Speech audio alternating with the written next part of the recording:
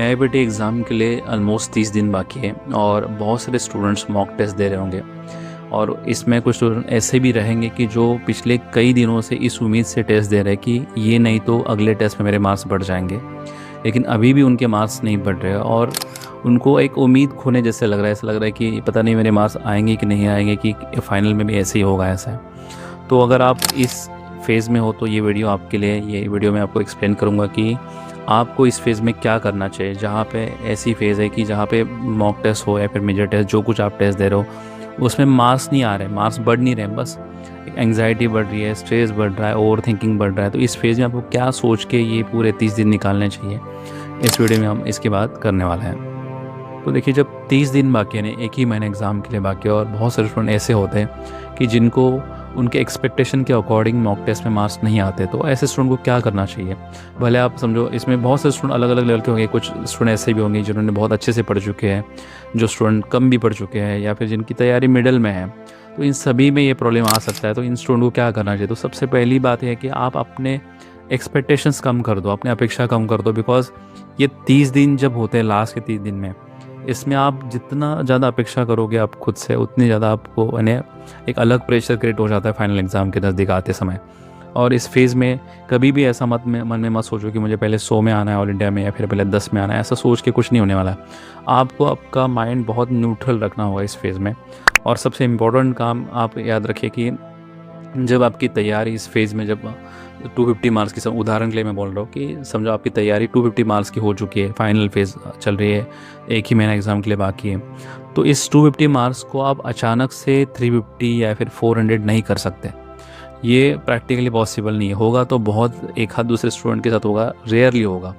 बहुत सारे स्टूडेंट देखिए कि ऐसे सोचते हैं कि ये 250 मार्क्स मेरे जो आ रहे हैं, तो उसको मैं अचानक से इतनी तैयारी कर लूँगा कि मैं उसे 350 कर लूँगा, 380 कर लूँगा। पॉसिबल नहीं है ऐसा। आपको क्या इन्हें उसमें रखना चाहिए गोल कि इस 250 को मैं कैसे 280 या फिर 290 कर सकता हूँ। 290 280 तक हो सकते हैं क्या मार्क्स, इतना बढ़ सकते हैं क्या? तो ज़रूर बढ़ सकते हैं, लेकिन इतना नहीं है कि 250 का 350 हो जाए, 380 हो जाए। वो बहुत रेयर है, एक हाथ दूसरे स्टूडेंट के साथ हो सकता है, लेकिन प्रैक्टिकली ऐसा होना बहुत मुश्किल है।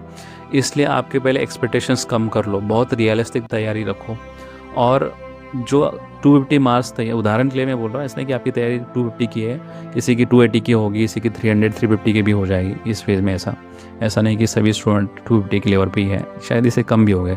तो जितनी आप तैयारी की है आप यहाँ तक, पहले उसे प्रोटेक्ट करना सीखिए। प्रोटेक्ट करने में क्या होता है कि जैसे समझो अगर 250 मार्क्स की आपकी तैयारी है और आप सोच रहे हो कि अगले टेस्ट में मेरे मार्क्स समझो 300 के ऊपर आ जाए, और नहीं आए, समझो वो स्कोर अगर आपका 240 या फिर 220 या फिर 210 भी हो सकता है। और उस फेज़ में क्या होता है कि आपको लगता है यार पिछले टेस्ट में मेरे मार्क्स 250 थे, अभी तो मेरा स्कोर 240 210 हो गया, ऐसे कैसे हो गया। तो फिर आप वो सोच के पूरा दिन ख़राब कर लेते हो, एंग्जाइटी और बढ़ जाती है, स्ट्रेस और बढ़ जाता है। तो इस फेज़ में देखिए कि आप सोचिए मत कुछ ऐसा कि इतने मेरे मार्क्स आ जाएंगे, ये मॉक टेस्ट में इतने आ जाएंगे।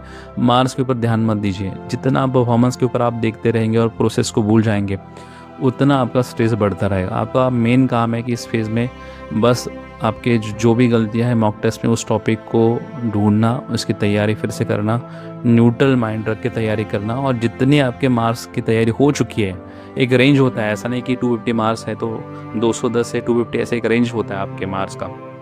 उस रेंज को प्रोटेक्ट करना, अननेसेसरी एंग्जाइटी बढ़ा के, ओवर थिंकिंग करके उस रेंज को ब्रेक नहीं करना है। अगर समझो ऐसा नहीं आपने किया और आपकी समझो कि आपने एंग्जाइटी और स्ट्रेस के कारण आपने माइंडसेट ख़राब कर दिया, तो ये 250 मार्क्स आपके 150 भी हो सकते हैं फाइनल एग्ज़ाम में। तो इसलिए जितने भी स्टूडेंट्स हैं, देखिए सबके लिए ये काम होता है कि जो लेवल की आप तैयारी कर चुके हो, उस मार्क्स को पहले सुरक्षित रखना, उसको प्रोटेक्ट करना। ये लास्ट के 30 दिन का यही एम सबका होना चाहिए। उस फेज़ यानी जो मार्क्स है उसमें अचानक से आप 100 150 मार्क्स का डिफरेंस नहीं ला सकते। दूसरी एक चीज़ देखिए, बहुत सारे स्टूडेंट ये फेस करते हैं कि लास्ट के 30 दिन में बहुत सारे रैंडम चीज़ें आपके सामने आती रहती है कि किसी का आपने टेलीग्राम कुछ चैनल ज्वाइन कर लिया, वहाँ पे कुछ किसी ने क्वेश्चन पोस्ट कर लिया। वो क्वेश्चन को आपको देख के डर लगेगा कि आपको लगता है कि ये क्वेश्चन मुझे नहीं आ रहा, तो ये टॉपिक मुझे पढ़ना चाहिए। और आपकी रूटीन तैयारी, रूटीन रिवीजन का जो प्लान है वो छोड़ के आप उस टॉपिक के पीछे लगने लगते हो। या फिर दूसरा ऐसा होता है कि किसी का इंस्टाग्राम पेज आप फॉलो कर रहे हो और उस पेज में किसी ने कुछ स्टोरी रखा है, उसमें कुछ क्वेश्चन रखा है और क्वेश्चन आपको नहीं आ रहा है, आपको लगता है कि ये मुझे पढ़ना चाहिए, आप उस टॉपिक के पीछे लगने लगते हो। किसी का यूट्यूब का चैनल आप देख रहे हो और उसमें कोई अलग ही प्लान देके रखा है, आपको लगता है कि अरे मुझे ये फॉलो करना चाहिए, मेरा जो रूटीन पढ़ाई है ये इससे बेहतरीन का प्लान है, आप उसके अकॉर्डिंग पढ़ने लगते हो।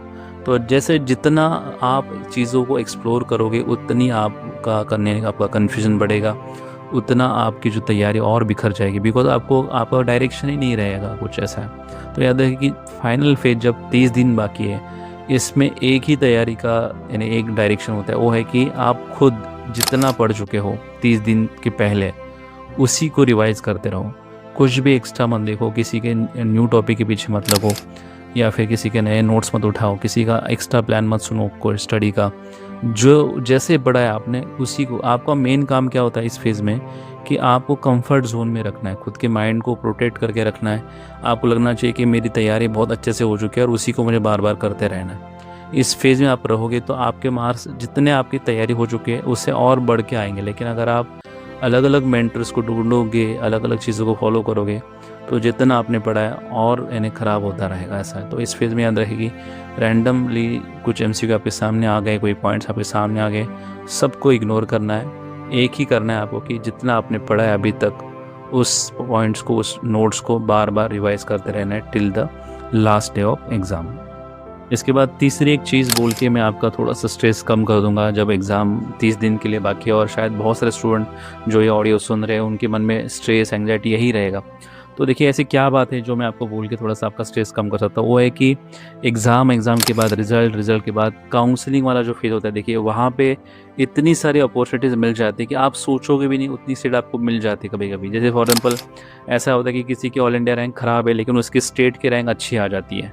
कि जैसे फॉर एग्जाम्पल मैंने बीच में बोला था कि हमारे पास ऐसा स्टूडेंट था जिसकी ऑल इंडिया रैंक कुछ 200 है, 204 है, और लेकिन उसकी यूपी की रैंक 7th रैंक थी, उसको जीएससी में वाराणसी में शल्य मिल गया।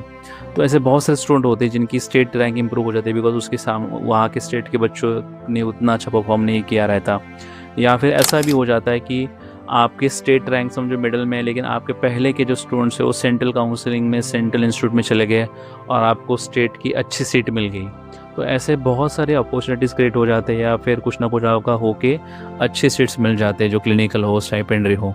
वो सब जो चमत्कार बोलते हैं ना वो आगे काउंसलिंग में होते रहते हैं। अभी एग्ज़ाम में शायद नहीं होंगे, आपको अभी लगेगा कि मेरा कुछ नहीं होने वाला है, लेकिन आगे जाके first round, second round, third round, stay vacancy round करते करते आपको लगेगा यार ये तो बहुत आसान था मिलना, मैं खामा का इतना टेंशन ले रहा था, या फिर मैं तैयारी नहीं कर रहा था लेकिन मुझे इतनी अच्छी सीट मिल गई। जैसे पिछली बार मैं एक उदाहरण देके बोलता हूँ, 10,000 रैंक था एक स्टूडेंट का, 10,000, आप सुनिए रैंक कितना है, 10,000। और उस स्टूडेंट को अचानक से गोवा में अय्या स्टार्ट होगा जब हुआ था पिछले ईयर में, तो अय्या का जब कॉलेज शुरू हुआ तो उनका क्या रूल है कि गोवा के स्टूडेंट्स के लिए 50% सीट्स यानी 50% वहाँ पे रिजर्वेशन है गोवा के स्टूडेंट्स के लिए।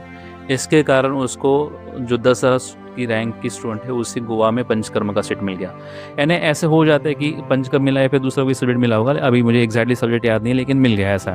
तो ऐसे हो जाता है कि आपको यानी आप सोचोगे भी नहीं इतना अच्छा आपको सीट मिल जाएगा। वो काउंसलिंग में चमत्कार होते रहेंगे, अभी आप बस पढ़ते रहो। और मैंने जैसे बोला इस वीडियो में कि आपका मेन काम क्या है कि जितना आपने पढ़ा है एक भी पेज आप उससे एक्स्ट्रा भी नहीं पढ़ोगे तो भी चलेगा, बस 30 दिन में जितना आपने पढ़ा उसको रिवाइज करते रहो। यही स्ट्रैटेजी मेन है इस लास्ट के 30 दिन में, बाकी कुछ नहीं है। बाकी किसी की तरफ देखो मत, ना सोशल मीडिया, ना किसी के कोई ज़्यादा मेंटर्स, ना कुछ। इतना कर लिया काफ़ी है इस फेज़ में, ठीक है। तो यहाँ तक हम इस वीडियो को स्टॉप करते हैं और थैंक्स। अगर आप यहाँ तक लास्ट तक आ चुके हो तो इस वीडियो को लाइक करो यानी, या फिर कुछ आपके कमेंट्स करो ताकि, या फिर और कुछ आपकी क्वेरीज रहेंगे तो आप मुझे इस वीडियो में लिखते रहो नीचे कमेंट में, हम उसके ऊपर वीडियो बनाते रहेंगे।